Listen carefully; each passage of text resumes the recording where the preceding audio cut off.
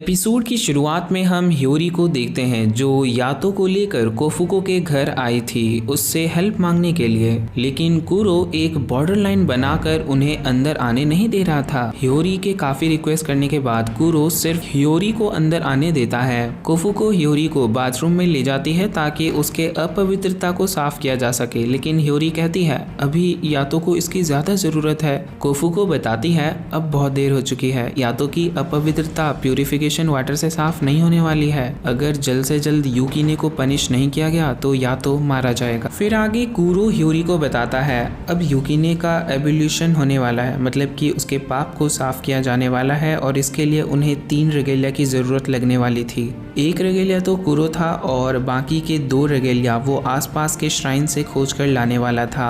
उसके बाद कुरो जाने लगता है और जाने से पहले वो यूकिने को धमकी देता है अगर तुम अपनी जगह से हिले तो मैं तुम्हें जान से मार दूंगा। यातो की हालत इतनी ज्यादा क्रिटिकल थी कि वो आज की रात भी सरवाइव नहीं कर सकेगा, इसीलिए बिना वक्त गवाए कुरो निकल पड़ता है। कुरो सबसे पहले तेंजिन के पास पहुंचता है। सारी सिचुएशन बताने के बाद कुरो उनसे हेल्प मांगता है, लेकिन वहां पर सारी रेगेलिया आपस में बात करने लगते हैं अगर एवोल्यूशन में कुछ भी गड़बड़ हुई तो रेगेलिया फैंटम के द्वारा खा लिया जाएगा। इन शॉर्ट इस काम में बहुत रिस्क है, इसीलिए कोई भी कुरो की मदद के लिए आगे नहीं आ रहा था। लेकिन इसके बावजूद तोमो आगे आती है और वो कुरो के साथ चलने के लिए तैयार हो जाती है। उनके जाने के बाद तेंजिन कहता है या तो पूरी तरह से करप्ट हो चुका है, इस सिचुएशन में तो उसे अभी तक यूकिने को मार देना चाहिए था, लेकिन फिर भी या तो ऐसा नहीं कर रहा, आखिर उसके मन में चल क्या रहा है। उसके बाद हम फिर से कुरो को देखते हैं जिसे एक और रेगेलिया चाहिए था। वो बहुत से श्राइन्स में जाकर हेल्प मांगता है, लेकिन कोई भी उसकी मदद के लिए आगे नहीं आता।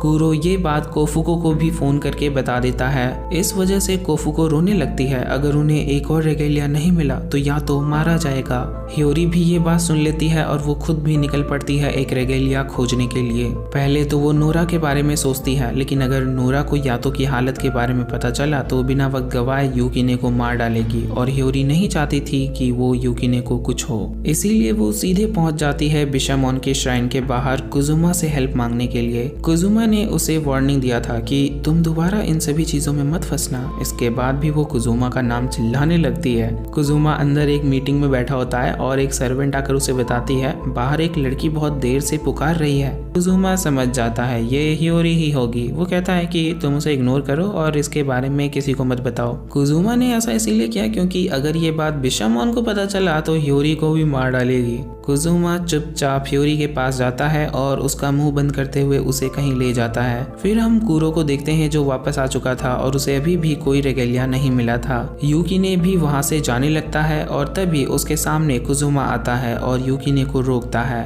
कुजुमा को वहां देखकर कुरो घबरा जाता है कि ये यहाँ क्या कर रहा है। ऐसा इसीलिए क्योंकि कुजुमा यातो के एनिमे टीम का मेंबर था। कुजुमा कहता है मैं भले ही यातो के दुश्मन का साथी हूँ, लेकिन मैं यातो का कर्जदार भी हूँ, इसीलिए मैं अभी उसकी मदद करने के लिए आया हूँ। कुजुमा यातो की हालत देखता है जो बहुत ज्यादा खराब थी। कुजुमा यातो से कहता है तुम्हें जल्द से जल्द यूकिने को बैनिश कर देना चाहिए, लेकिन यातो ऐसा करने से मना कर देता है। कुरो कहता है हम सब काफी समय से यातो को ऐसा करने के लिए कह रहे हैं, लेकिन वो हमारी बात नहीं सुन रहा, इसीलिए एवोल्यूशन ही एक आखिरी रास्ता है। एवोल्यूशन सुनकर कुजुमा यूकिने से पूछता है तुमने ऐसा क्या गलत किया है जो बात एवोल्यूशन तक आ पहुंची? उम्मीद है तुम्हें अपनी गलती का पछतावा भी होगा। लेकिन यूकिने साफ मुकर जाता है कि उसने कोई गलती नहीं की है और उसे कोई पछतावा नहीं है। जो सुन कुरो कहता है तुम अपनी शर्ट निकालो। यूकिने जब अपनी शर्ट निकालता है तो सबको पता चलता है कि उसका पाप इतना बढ़ चुका था कि अब वो खुद भी एक फैंटम में बदलने लगा था और इसी की सजा यातो को मिल रही थी।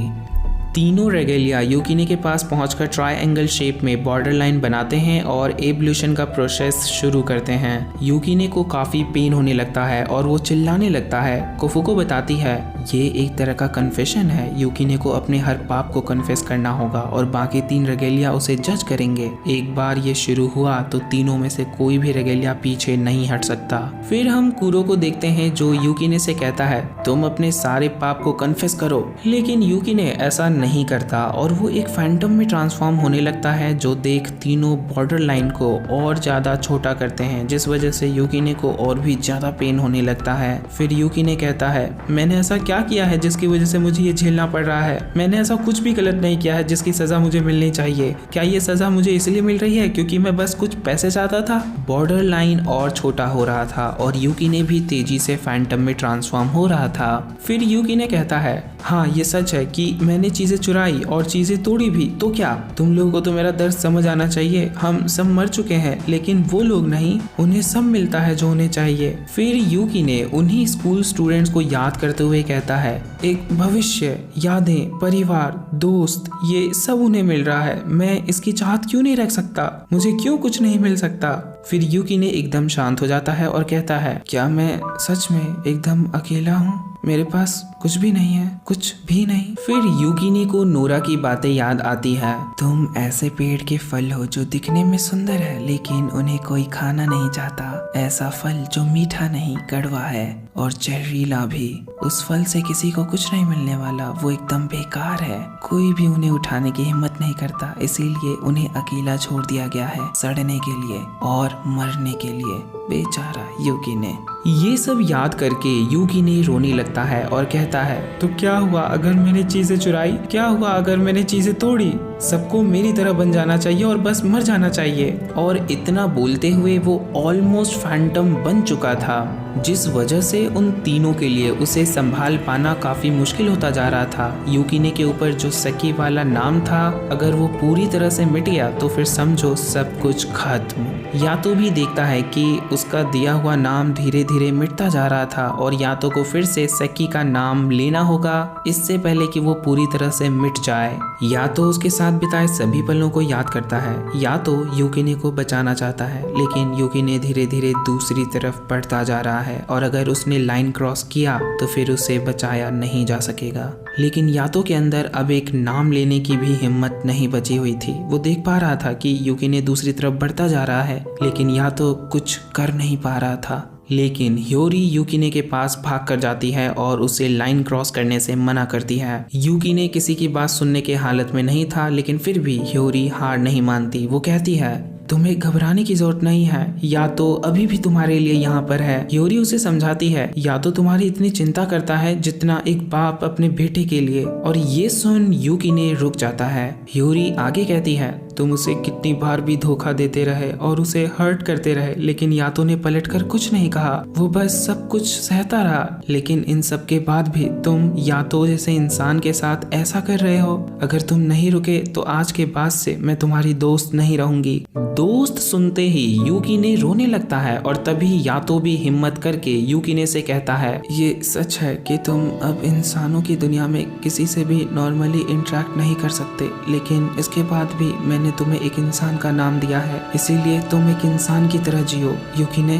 ये सुन यूकीने रोने लगता है और यातो का दिया हुआ नाम सेक्की भी चमकने लगता है। फिर यूकीने सबसे माफी मांगने लगता है और कहता है कि मुझे माफ कर दो, आज यातो की ये हालत मेरी वजह से है। मैंने पैसे भी चुराए और उस रात ह्योरी के साथ भी गलत करने वाला था। मैंने स्केट बोर्ड चुराया और खिड़कियां भी तोड़ी। मैं बहुत झूठ भी बोला। अब मैं ये सब दोबारा नहीं करूंगा, मुझे माफ कर दो, मैं सच में शर्मिंदा हूँ। ये सब बोलते हुए यूकीने काफी जोर जोर से रोने लगता है। फिर अंत में सब कुछ ठीक हो जाता है और हमें सुबह का सीन दिखाया जाता है जहाँ कोफुको दोनों को चेक करती है और दोनों ठीक हो चुके थे। यूकीने कहता है, उस वक्त मुझे ऐसा लग रहा था कि मैं मर ही जाऊंगा।